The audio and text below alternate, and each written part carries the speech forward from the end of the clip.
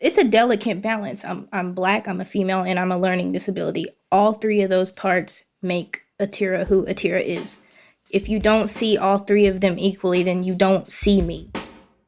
Welcome to The Opportunity Gap, a podcast for families of kids of color who learn and think differently.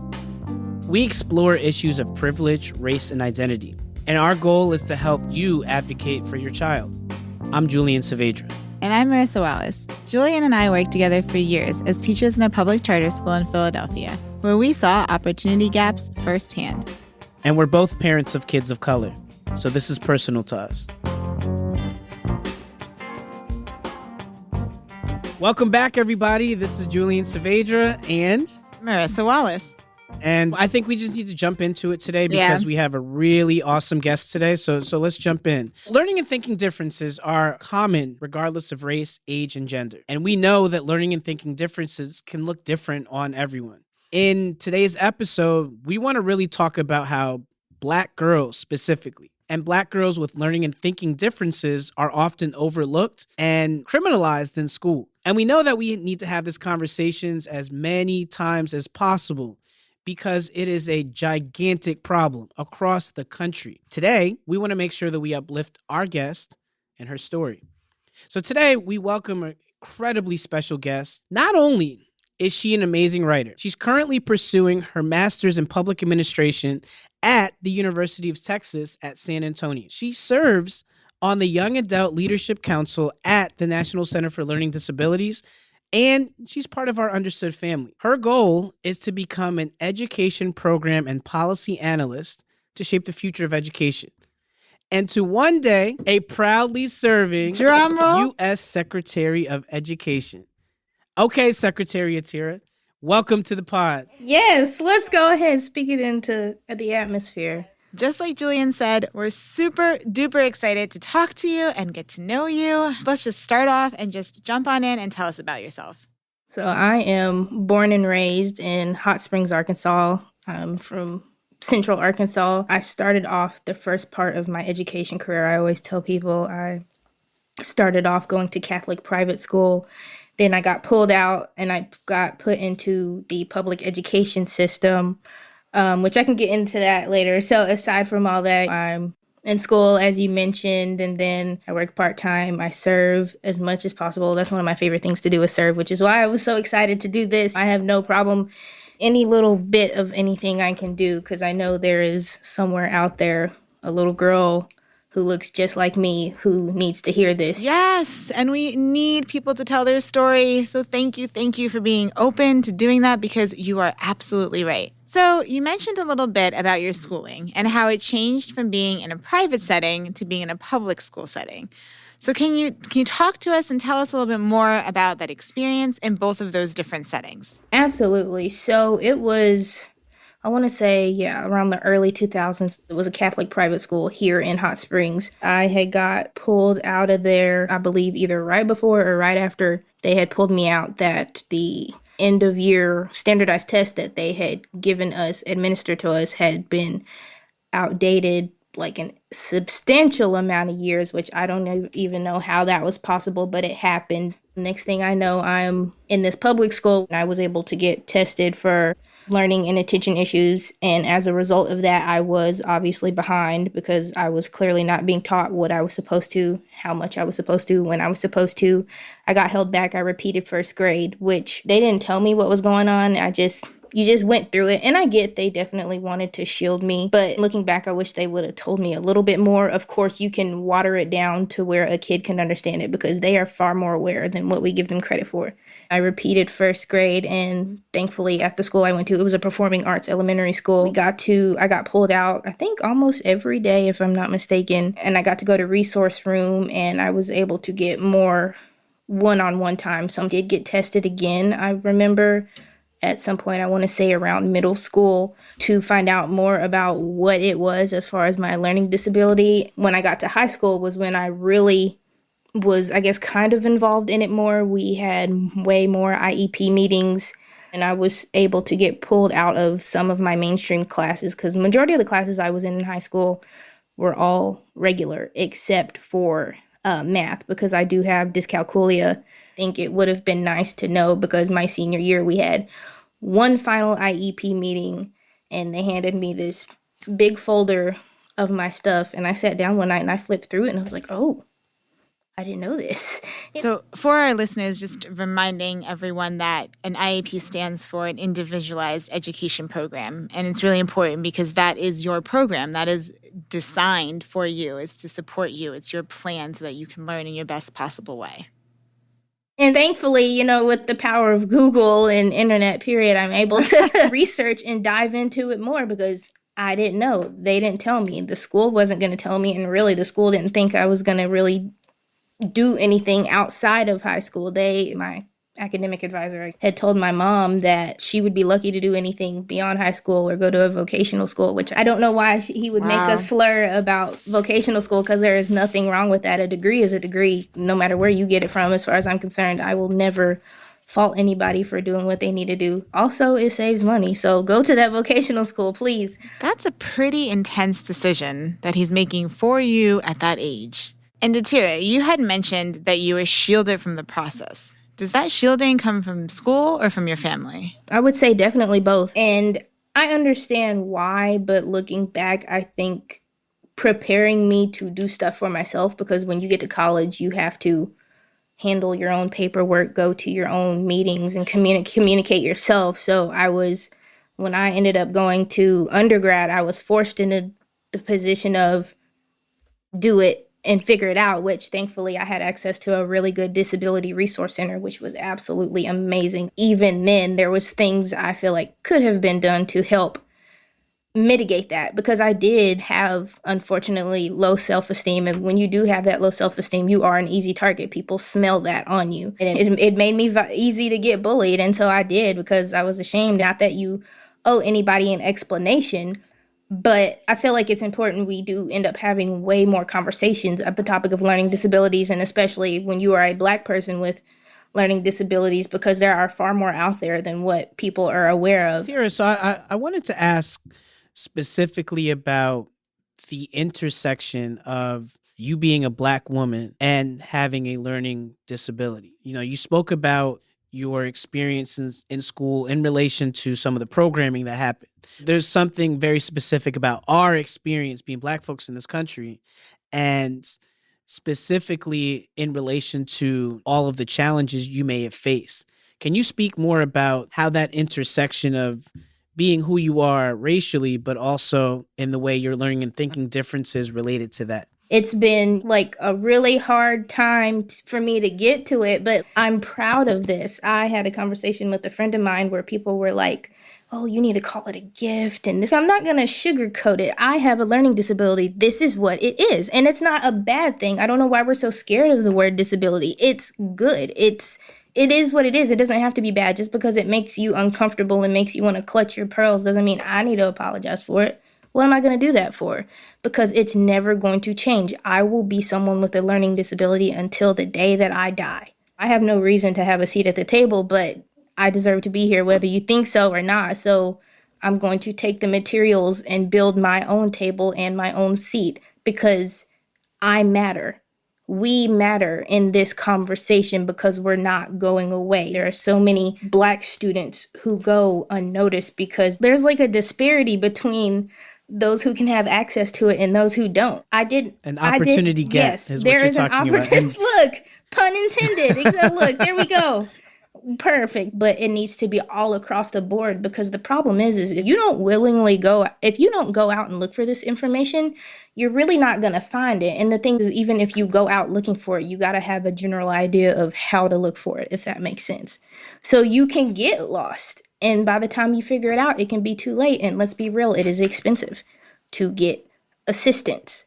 When I had first left for grad school to go in San Antonio, fall of 2019, I was trying to get assistance at the new school I was at through disability services. I sent them a copy of my paperwork that I had through disability services and my undergrad. And the way they work, you request what you need, and it goes before a decision committee. And so you can either get confirmed your accommodation request or they can deny you. I had never heard of this before. I was like, It's already mine. Why are you going to deny me of what I'm supposed to already have? That doesn't make sense. They denied me access to be able to take my exams in a reduced distraction environment. And so I called my old disability counselor and I was like, can you explain to me why I had access to it here? And they were like, you had ADHD and you displayed those symptoms, so that's why we gave it to you. So I called them and they still denied me. And they were like, if you go get tested again, you can have it. It was $300 to get tested. That is expensive.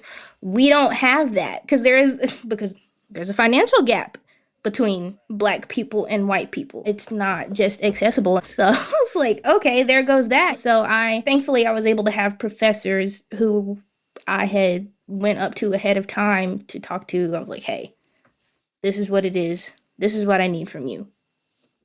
Are you on board or not? And I used to be ashamed of having to get like that because I'm a very chill, reserved, laid back person. And until I really get the chance to warm up to you, so to speak, I'm going to be really reserved. And even if that's not the case, that's just me. I'm a non-confrontational person. But I have understood, unfortunately, through the years that you have to get confrontational. My mom had to get confrontational at these meetings because they did not want me in mainstream classes. They didn't want to have to do the work to make sure I was ahead. And at first I was like, oh my gosh, my mom is so embarrassing. Listen, we know how black mothers get down. We know. They have to, though. I'm not even sorry for that. Thank you, black moms everywhere, because we would have fell through the cracks. Let's be real. There's no I could have easily not been blessed with the opportunity to sit in front of you right now, but my mother was a very extremely big role in making sure I didn't fall through the cracks. She knew I could do my work. Am I going to have to do it in a different way? Yes. Am I always going to be a slow reader? Yes. Is my attention span going to be shaky sometimes? Absolutely. Find a way to make it work for her because that is your job. That is what you guys signed up for. Unfortunately, it shouldn't have gotten to the point to where she had to get angry. And sometimes she did raise her voice a little loudly and use a few explicatives, but it had to happen. And now I see when I got to college and I saw her doing that, but I have to do it in my own way, and that's okay. I know I'm not being ghetto, I'm not being loud, I'm not being obnoxious. I am being Atira Roberson. Atira, one question I have related to what you're saying is not even a question, a statement. You have a confidence that does not come from nowhere. Like I want to know the confidence, the intelligence, the candor that you speak with. It comes from somewhere. And I was fortunate to read the article you wrote, Black in America with a Learning Disability. And in the article, you talked candidly about your mother, Miss Jackie, and how Miss Jackie, as you said, supported you through and through in the school experience, and she raised her voice and did what she had to do to make sure you were getting the services you needed. My question is, especially for all the parents out there listening, what are some of the things that your mother did with you at home to help you develop this confidence that you have? Well, let me just make it clear. I have not been like this all my life. Like I said, I was far more reserved even up until a few years ago. This has been an evolution because I was ashamed of who I was. I hated everything about being Atira. I would not be, if you would have told me 3 to 5 years ago I would be doing this. It was more of an awakening moment to where I said, no, not anymore. And I have my down days just like everybody else. But when you realize there is a bigger purpose, and like I said, it's not an accident that I have a learning disability, but here I am. And my mom told me, no, don't be ashamed of who you are. Run with it. It's going to be easier some days. It's going to be harder some days because, let's be real. The world is definitely not a happy unicorn rainbow place. Not everybody is going to be Team Atira. You got to be Team you before you invite anybody else into the circle. Otherwise, anybody else is not going to mean anything. You have to be your biggest fan first before anybody else can. She taught me that, and if it wasn't for that and having extra tutoring outside of school that my dad and my mom, paid for, and me going to different little workshops and stuff on the weekends, and she even put me in taekwondo at one point to help break me out of my shell because we're not gonna do this. Forget what they say. What do you say? I'm different. I'm gonna do things differently. My voice is squeaky sometimes. Sometimes I'm up here. Sometimes I'm not. Let me just be me and own it. Don't run away from it. This is who I am and it's never going to change. So either take it or leave it. I'm sure a lot of the things that you say, Yeah. they were directly told to you. Miss Jackie, I hope one day we're fortunate enough to meet Shout you, out. but shout out to Yes. you, sis, for crafting this young lady.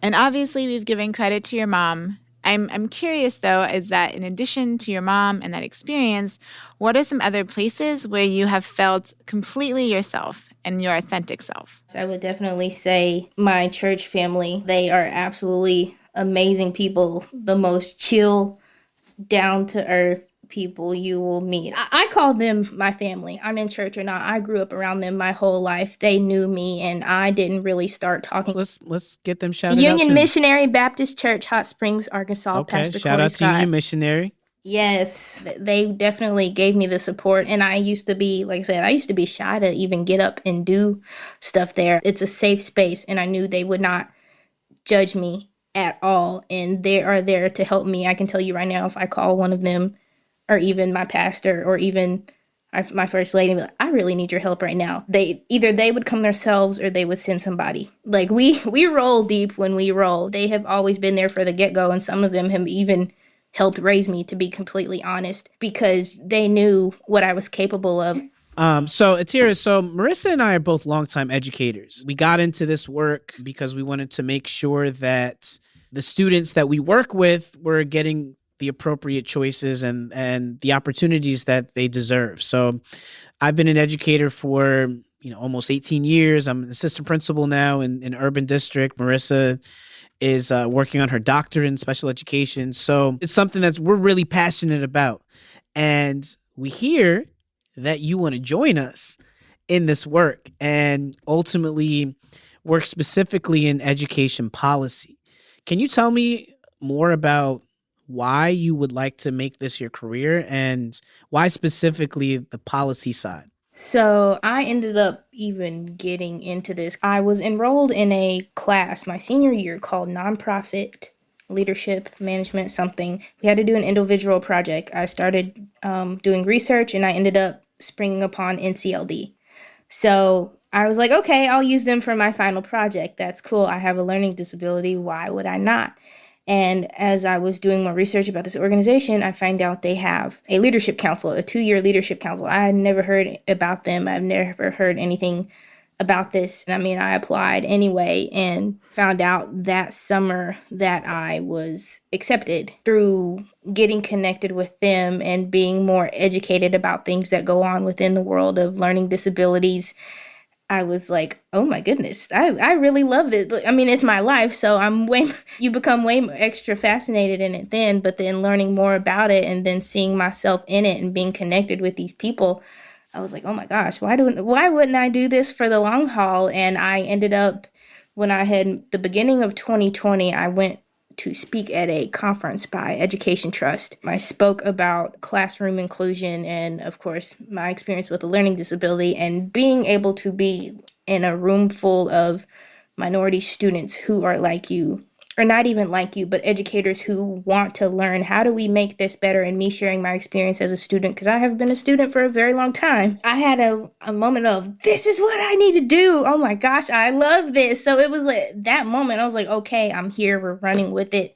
Let's go full speed ahead. And I've really been on this train so much. So it all came from, just this one project in this one class, this few clicks, and here you find yourself being exposed to the work that's being done at the policy level. And to me, it sounds like it's one of these other barriers that we as Black people endure in education, where there's not exposure to all of the things that are out there to support us, and specifically to support students with learning and thinking differences. And you said something about the evolution of your story, right? And that, I think that's so important because there's so much life experience that you have that has made you who you are today.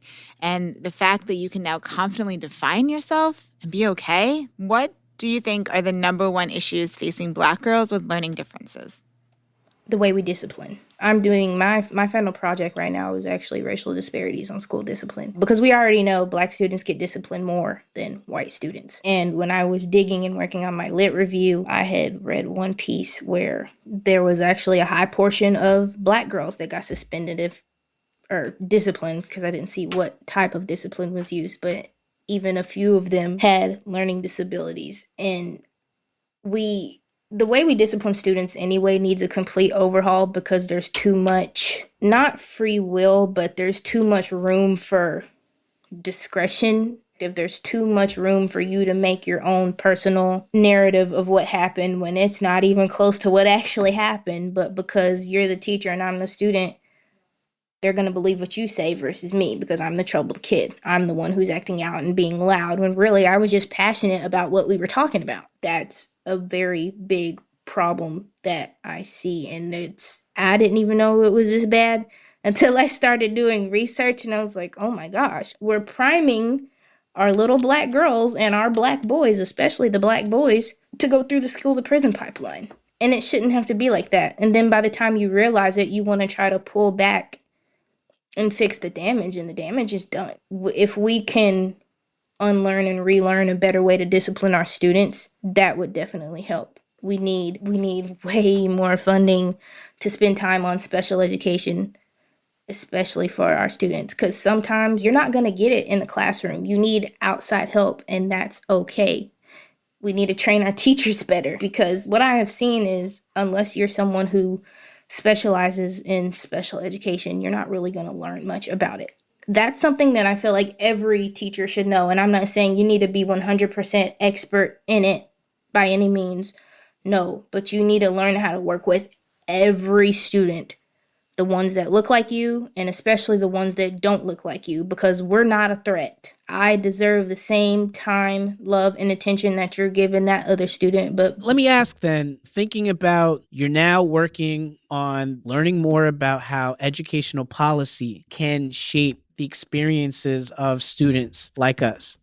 What do we do to help uplift some of our younger sisters right now? Some of the younger sisters that are in there that are like you, but that they're not the fully formed young woman that you are, and they haven't found their voice yet. What advice would you give to them? What things would you say to them so that they can develop themselves the way you have? I would definitely say if I could speak to them, if I could speak to a younger version of myself, I would definitely say, do not be sorry. Don't be sorry about who you are and what you are. You are here for a reason. You are beautiful. I see you. You matter. They didn't make you, so they certainly don't have permission to break you at all. You're here for a reason. This is just going to be only the beginning. This is one part of a whole beautiful big book story. Just keep going. I know it sucks. I know it hurts. And there are going to be times where you cry and want to tap out. Yes, but just keep going because I have times like that all the time. And that's the thing.